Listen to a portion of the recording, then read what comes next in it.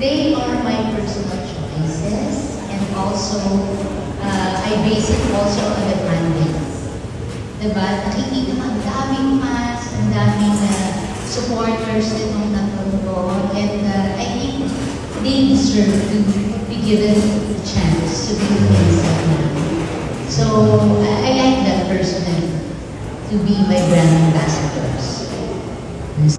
Magandang araw po sa inyo at welcome back dito sa ating pinakabagong video.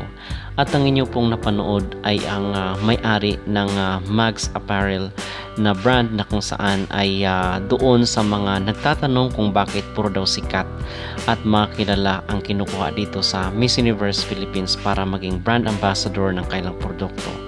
Dahil recently lang is umani ng samot-saring reaksyon bakit daw mga sikat ang mga kinukuha ng Mags nationwide, gayong pareho lang naman ang bayad ng mga kandidata dito sa nasabing beauty contest. So ang sabi ng ilan ay medyo unfair daw ito doon sa mga ibang candidate na nakikita naman ng mga netizen na merong potential. But ngayon po mga kapolitika ay sinagot na po ito ng may-ari ng Mags. So ating bigyan ng reaksyon ang kanyang sinabi. Pero bago ang lahat ay huwag kalimutang mag-like at mag-subscribe na rin kayo para updated kayo sa ating mga latest issue.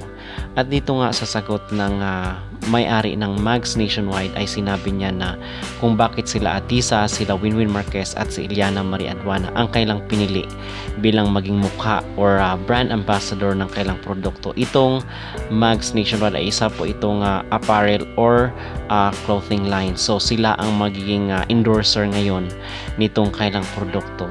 So basically mga kapolitika, ang ito po ay mensahe rin sa ibang mga kandidata na dapat na hindi lang puro talento, hindi lang puro beauty yung pinag-uusapan dito.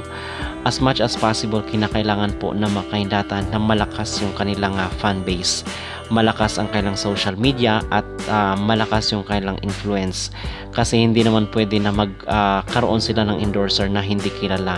Most especially na sila ay sponsor ng Miss Universe Philippines. So, kinakailangan na malawak yung fanbase at maraming mga supporters at sikat yung kailang magiging brand ambassador. So, ito ay challenge na rin or encouragement doon sa mga sumasali sa mga beauty pageant, especially ito sa Miss Universe Philippines, na kinakailangan ngayon pa lang ay umpisa na nilang magpadami ng kailang mga supporters kasi isa na po ito sa mga trend na kinakailangan na banggaan na rin po sa padamihan ng mga followers at ng mga supporters dahil nakikisabay na rin sa trend itong Miss Universe Philippines doon sa gusto ni Nawat na marami kinakailangan na na mga supporters dahil magbenta-benta ka doon ng mga produkto kasi ito yung ginagawa nila. So nakikiuso lang or nakikisabay lang po I think ang Miss Universe Philippines. Okay? So yun ang aking maging reaksyon. Kayo mga kapolitika, ano ang inyong masasabi dito sa naging pahayag ng Mags nationwide na kaya daw nila kinuha itong si Winnie Marquez, si Iliana Marie Aduana at si Atisa Manalo bilang maging mukha ng kailang produkto dahil daw sikat.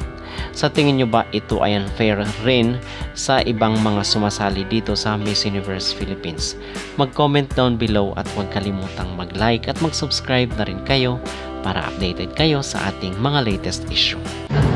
Very happy, of course. We're thankful